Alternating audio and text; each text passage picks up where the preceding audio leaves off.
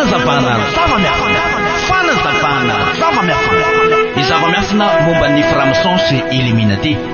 ny nouvel ordre mondial na lamina vaovao maneran-tany ny anaram-biby izay ankofan'ny olona rehetra sy ny marika 666 zava-miafina ao anatin'ny fivavahana izay ahafantaranao ny tena marina ny momba ny boky enoka sy ireo anjelinidina teto tany ka nanambady ny zanakavavin'ny olona araka ny hita ao amin'ny Genesisy toko fahaenina andarana arainao eto amin'ny TNTV isaky ny zoma maraina amin'ny enora ny sabotsy maraina amin'ny enora ary ny alahady maraina amin'ny enora sy 30 minitra tompona andraikitra fikambanana mpiara-mikatsika ny famarinana sy ny fiainana mananrakizay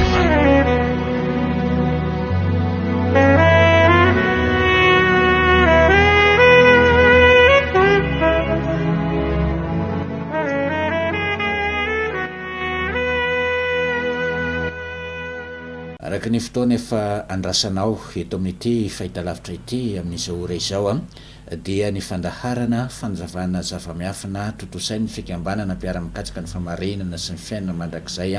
no arahanao miarabanao ny tenako ary manonona ny fahasoavana sy ny fiadanana avy amin'ny avondrindra hitoetra ao anatin'ny tokantrano izay rehetra kasitrana satria hoy ny mpamonjy hoe ny fiadanako no avelako anareo ka raha misy olona ankasitran'ny avondrindra eto ambon'ny tany dia toetra ao anatin'ny tokantran'izany olona izany ny fiadanana izay navelan'ny mpamonjy ho an'ny mpanaradia sy manoloana izany fiadanana izay tadiavintsika izany satria tsy misy zay tsy mitady fiadanana izany ny olona rehetra na ianao io na ny tenako dia samy te hiadana eto ambonin'ny tany kanefa tokana ny fomba azahoana fiadanana raha ny voalaza ao amin'ny baiboly dia tsy maintsy amin'ny alalan'ny fanatanterahana ny famarinana irery ihany izany no tonga mpamonjy ny teny hoe katsao aloha ny fanjakany sy ny famarinany dia ho fanampiny ny zavatra rehetra izahay avy eto amin'ny fikambanana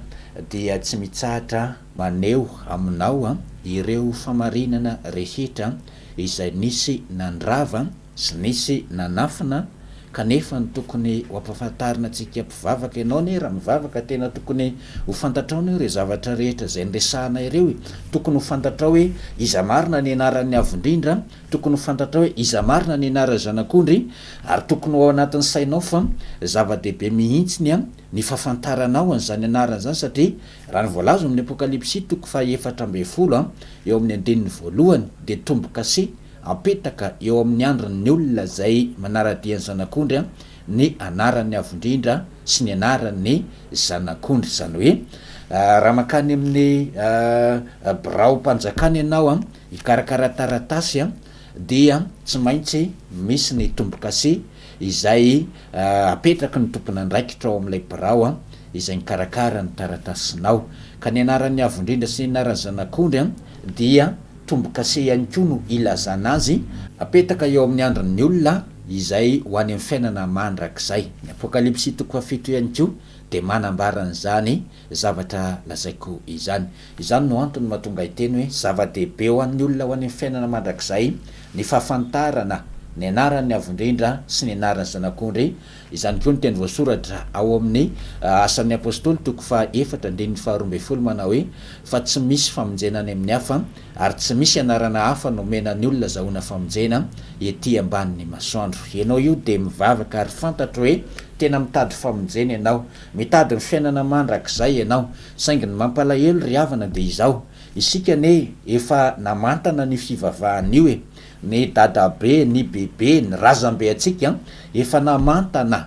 zavatra vonina ka io zavatra vonina ny vatanitsika io dia io fivavahana arahantsika amin'izao fotoana izao io fa itsika tsy nanaraka hoe avitaiza ny loharano ny voanana hoe loharano ny poiran'io fivavahana sy io anarana tonononao io fa izahay avy eto anivony fikambanana mpiara-mikatsika ny famarinana sy ny fiainana mandrakizay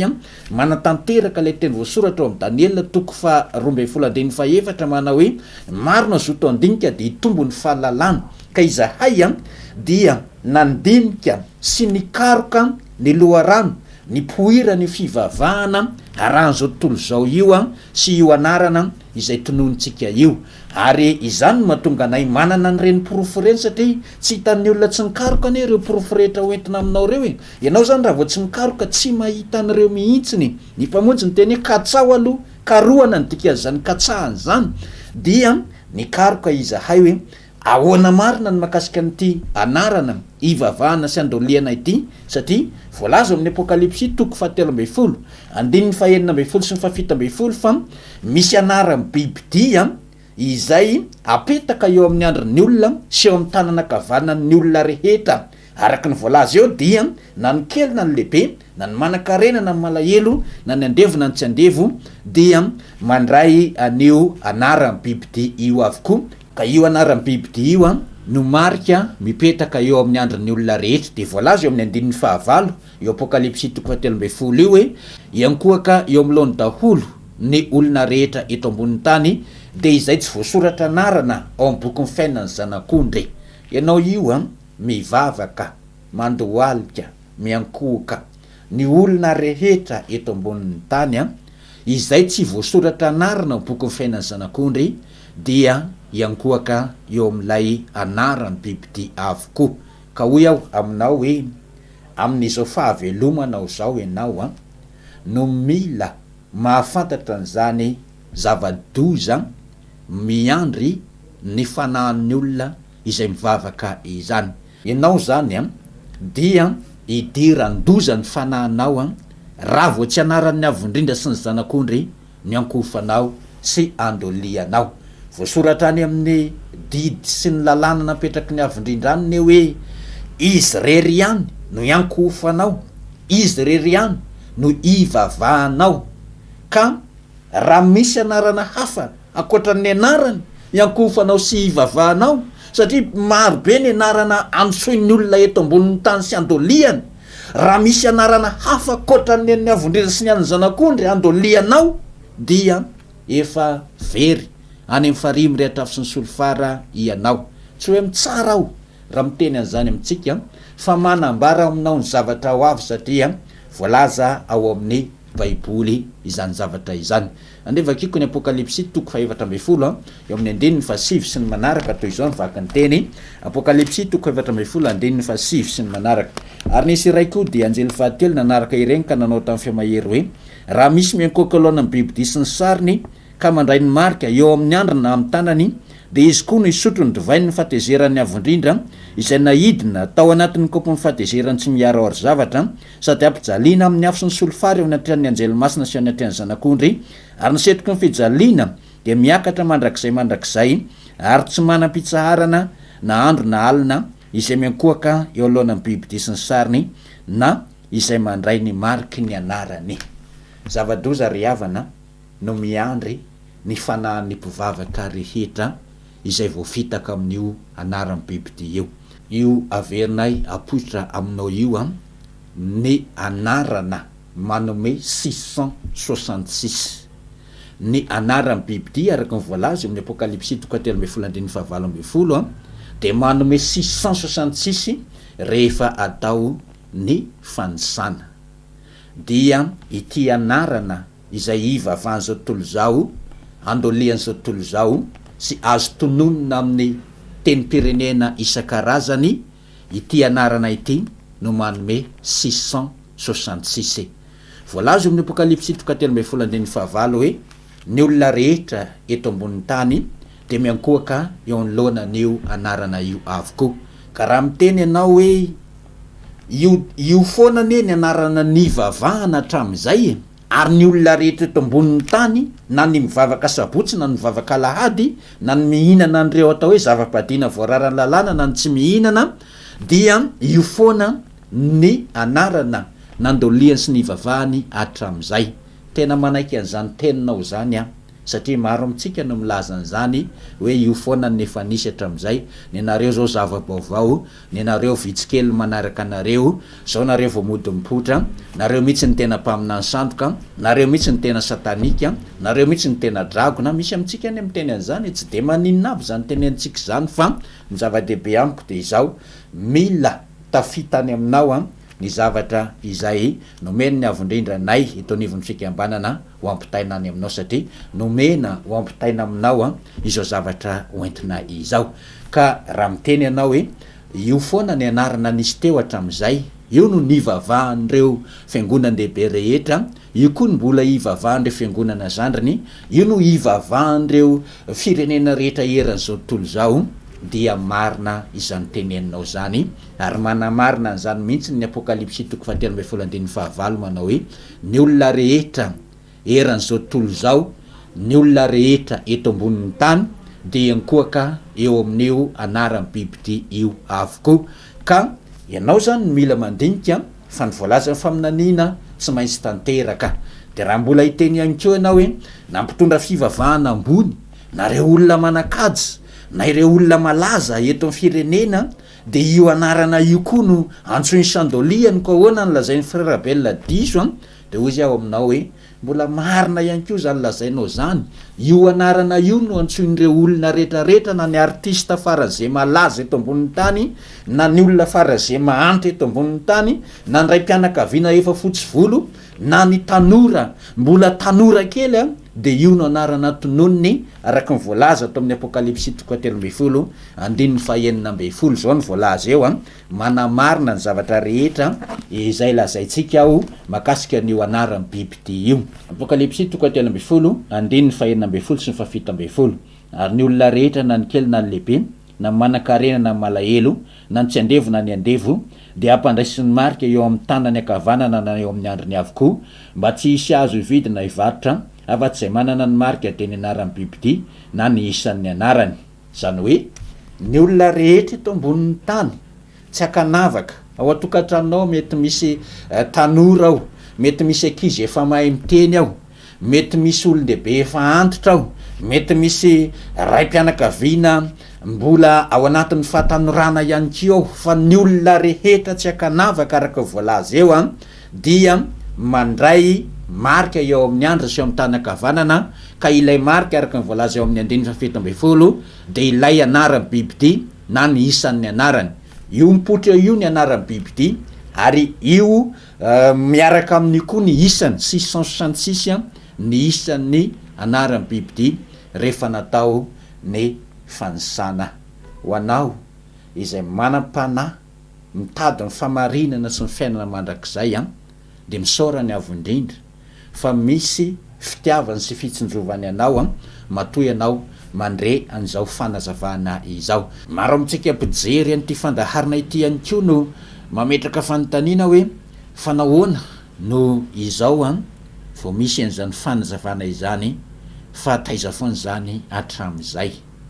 Zany zavatra rehetra izany dia voalaza amin'ny faminaniana avokoa ny valiny zany. Ny avondrindra nanambara hoe ho avy ny andro anateraka mosary sy etaeta eto ambonin'ny tany. Andrefakiko mihitsy ny teny misy an'izay amin'ny Amosa 9 andeny 12 sy 12 zao ny vaky ny teny. Indro avy ny andro hoy ny avondrindra izay anateraka mosary amin'ny tany, tsy fanirikanina nefa na etaetan-drano fa faniriana andre ny tenin'ny avondrindra, ary ivembena hatrany amin'ny ranomasina ka hatrany amin'ny ranomasina ny olona, ary hatrany amin'ny avaratra ka hatrany amin'ny atsinanana. Eny ivezivezy hitady ny tenin'ny avondrindra izy nefa tsy ahita. Raha inonao hoe tsy maintsy tanteraka zany faminaniana nambaran'ny avondrindra tamin'ny alalany Amosa mpaminany zany dia fa tanterahan'ny faminaniana avokoa ny zavatra mitranga rehetra. Raha nandritra ny vanim-potoana ela be tsy nisy ny resaka an'izany anaran'ny avondrindra izany, fa io anarana diso sy anaran'ny biby anaratsampy foana ny nisy hatramin'izay, de raha nandritra ny vanim-potoana lavabe zany zay foana ny nisy ny avondrindra mihitsy no niteny fa ho avy ny andro anaterana mosary eto ambonin'ny tany, tsy hoe mosary te hihinan-kanina na mosary te hisotro rano, fa mosary sy etaeta te andre ny tenin'ny avondrindra. De ivembena hitady ny tenin'ny avondrindra ny olona nefa tsy ahita, ivezivezy hiala ny farany avaratra izy ka hatrany farany atsinanana, iainga hatrany amin'ny ranomasina ka hatrany amin'ny ranomasina nefa tsy ahita.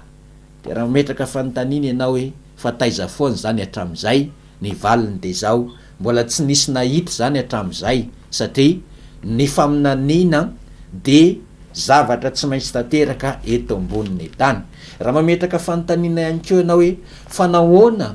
no efa fantatry ny avondrindra fa zavatra diso io, anarana diso io, de maninona ny mbola navelany hipotra ihany? De efa kiko indray ny apokalipsy toko fa 13 andininy fahadimy zao ny vakiny teny de nomena lela miteny zavatra meopapana sy fitenenany ratsy izy ary nomena fahefana mba hiasa 27 volana ilay bibidy mpanompony dragona de nomena fahefana hiasa mandritra ny 27 volana ao amin'ny Daniela toko fa 7 dia 3 andro sy tapany na fetrandro ray sy fetrandro sy atsasaky ny fetrandro ny fepotoana namena an'ity bibidy mpanompony dragona ity ao amin'ny apokalipsy toko fa 13 andiny fahadimy de 27 volana ao amin'ny apokalipsy toko fa 1 andininy voalohany sy ny faharoa indray dia 27 volana no andro ny jentilisa izany faminaniana rehetra misy fepotoana sy daty izany ry havana de tsy maintsy tanteraka avokoa ka raha hoy ianao hoe fa taiza foana io hatramin'izay na ninona io zao vao mipotra de valiny zany fanontaniana rehetra izany izany nazavaiko izany ka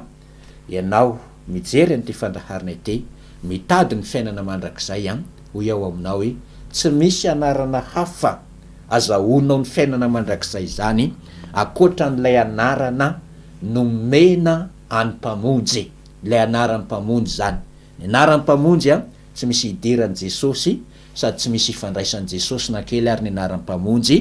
ny anaran'ny avindrindra tsy misy ifandraisany na idirany amin'ny anarana hoe Jehova na Andriamanitra fa anaran'ny diso avokoa ireo anarana ireo zay ny zavatra azo ampitaina androany isorana ny avindrindra manome tombonandro sy fotoana nafahana nanazavanyzay ankasitrahana ianao ny aino sy nijery an'izao fandaharana izao rahampitso indray tohizako ny fanjavana mandrapitafa tompoko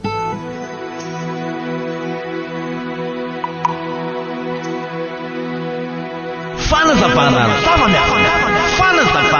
zava-miafina ny zava-miafina momba ny franc-maçon sy illuminati ny nouvel ordre mondial nalamina vaovao maneran-tany ny anaram-bibidy izay ankofan'ny olona rehetra sy ny marika 666 ny zava-miafina ao anatin'ny fivavahana izay ahafantaranao ny tena marina ny momba ny pokony enoka sy ireo anjelinidina teto tany ka nanambady ny zanakavavin'ny olona araky ny hita ao amin'ny Genesisy toko fa 4 fandaharana arainao eto amin'ny TNTV isaky ny zoma maraina amin'ny 9 ny sabotsy maraina amin'ny 9 ary ny alahady maraina amin'ny 9 sy 30 minitra tompona andraikitra fikambanana mpiara-mikatsika ny famarinana sy ny fiainana mandrakizay